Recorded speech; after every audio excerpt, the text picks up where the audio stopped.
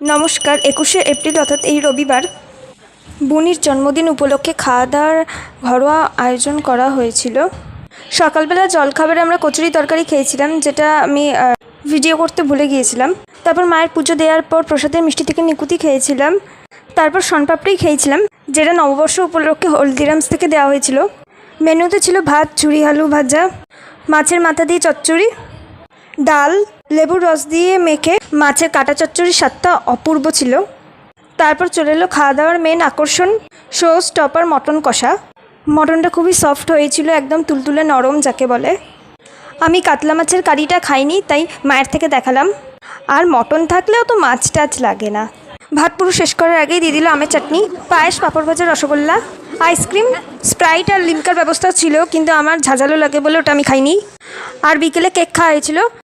আমার চ্যানেলের নামের ওপর অন্য ভিডিও ট্যাগ করা আছে, দেখে নিতে পারেন। ধন্যবাদ।